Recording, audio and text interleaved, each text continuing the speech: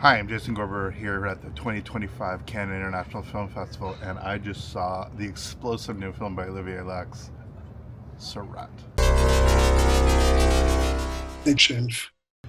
So this is one of those weird films that shows up. I actually had a ticket. I'm just going to drink some of my San Pellegrino. I'm not sponsored. Please send me a case. It's very hot and dry and ridiculous here at Cannes on day 75, 11, whichever one it is. But yeah, this is a film that I actually had a ticket for early in the fest and actually skipped to go meet somebody who then didn't show up. It's one of those things that you learn at festivals that sometimes, it's people are the most important things. Films can actually be seen on repeat, and yet sometimes the people actually let you down and the films do not. I had the entire week people saying, "Oh my God, did you see this film? Did you see this film?" And I actually had the opportunity of going in with, trepidatiously high expectations, but not many of the big surprises have been ruined, and I'm going to try to do the same here.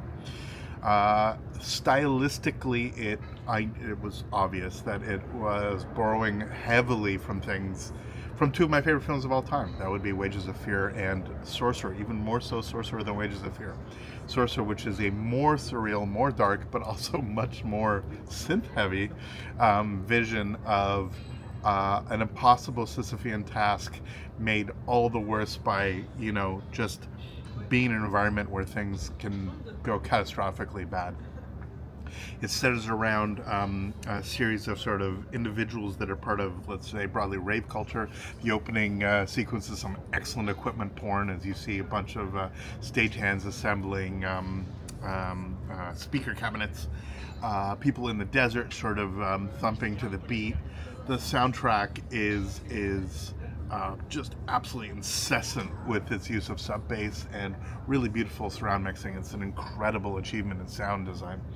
And there's a line in the movie where they actually make a point. It's like, this is not music for listening, this is music for dancing, which is actually a very pure articulation, but it also explains two things. When I say that I find the music usually intolerable to actually listen to, not in the context of dance, that is what I'm referring to. This the whole D part of electronic dance music in all of its broadest forms doesn't really work. Whereas disco, which is also a dance-oriented film, or dance-oriented music, or funk, or for that matter, jazz, a lot of big band jazz and stuff like that, obviously structured fundamentally to actually elicit human movement. Nonetheless, those I find, out of the context of the club, as it were, very, very engaging. And I will say, as somebody who's a big synth fan, as somebody that there's some, in at least the tracks used in this, the whatever they used, are actually, for me, despite the fact that it's not my genre, I'm finding very musically interesting things in it. There's some vocoder-like sounds that they're actually incorporating, which gives a little bit of a humanness to it. The delineation, I mean, yeah, you're going to get 120 beats per minute of four on the floor sub bass, but the other instrumentation, the way it works, and some of the polyrhythmic elements made it a little bit more complex than some of the truly incessant things that I see, not only when the very rare time I'm somewhere in a club environment, but also just when it's used in films like this. Social Network is kind of an interesting exemplar of when that sort of the intensity of this music and the way that the conversations take place is so carefully attuned. This film does that very, very well. So the music is an incredibly integral, at least to the early parts, but also to the culture itself. And it's that feeling of anxiety being driven by the music, but also being drawn to that level of anxiety, which is very much at play at the film. There's a great scene where you see these complete nut bars. They all look like they're refuse from Mad Max casting. And they're literally embracing the speaker cabinets. They're actually too close for a lot of the bass. The bass is just passing through them. The waveforms are there, but they'll be blasted by the higher end frequencies, and no doubt completely deaf. But that's certainly something that I experience all the time when I listen to stuff at home. Really interesting stuff. If you want to, if somebody's there to actually write the essay about this, it is fascinating because they are clearly embracing something that happens a lot of this tribalism. It's a very European fetishization of the notion of tribalism, of sauvage, as they say, savage, as they say in French, of adoption of certainly indigenous elements. I mean, we see this all the time at the big desert music fests in North America, of course.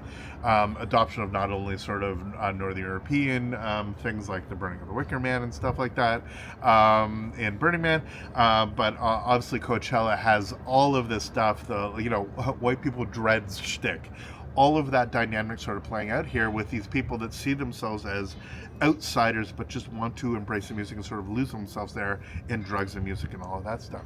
One of the gentlemen wearing, actually at one point in time, one of them was wearing a shirt essentially giving homage to Tupper Brown's Freaks.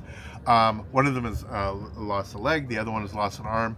So they're very much seen as slightly damaged goods, as it were, but sort of doing so within this context. But what is kind of fascinating, again, where somebody can actually run with the essay, is the one person has tattoos, like his entire chest is covered in tattoos, and they're all essentially Haida imagery, Western Canadian Indigenous imagery. We've seen it at the totem pole sort of exemplar, but it's the black and the red of the West Coast, the Pacific Northwest, obviously into borders matter less, contemporary colonized borders matter less, but that whole West Coast, Pacific Northwest indigeneity literally imprinted on his skin. On the one hand, it's obviously a celebration, on the other hand, it's the equivalent of tattoo blackface.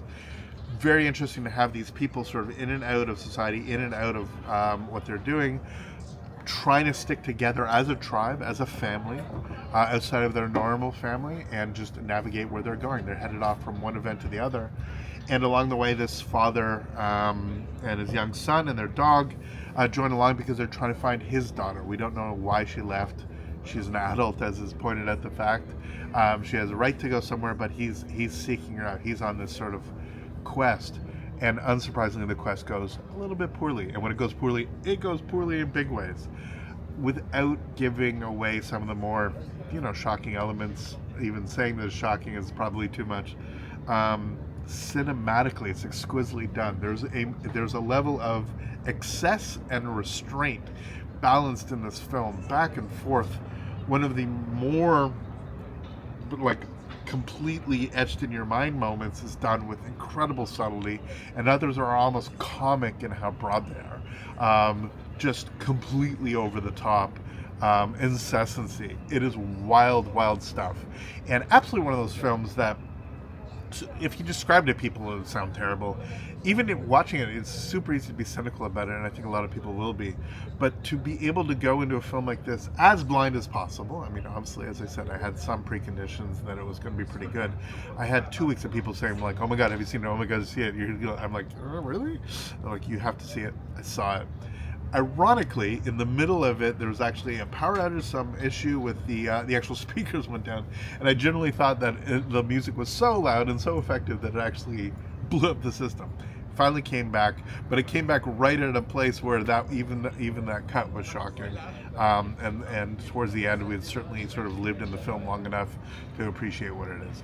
So yeah, SIRÂT, one of the great films of 2025. Certainly one that will be memorable, an incredibly memorable experience of actually seeing the screening at Front Row Debussy and to experience just the incredible sound, just onslaught of sub bass. When the music was going at full blast is one thing, but when they're actually searching for the sister/daughter and the music's in the background and you just hear it, sounds like it's like the bombing in Apocalypse Now, that real low rumble, thunder, incredible sub bass work with just the right amount of musicality. Everything's comprehensible, but you're feeling deeply the impact of this music on a physical sense, and you understand why people are actually drawn like moths to the flame.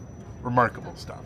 For thatshelf.com, I'm Jason Gorber. Thanks so much for watching. Please subscribe, support us. I mean, it's a lot to come to this festival.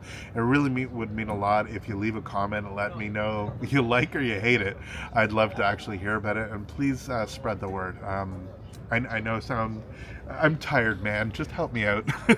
Let's get some more support for this channel as best as we can. Thank you so much for staying to the end, and we'll see you next video. All the best. Take care.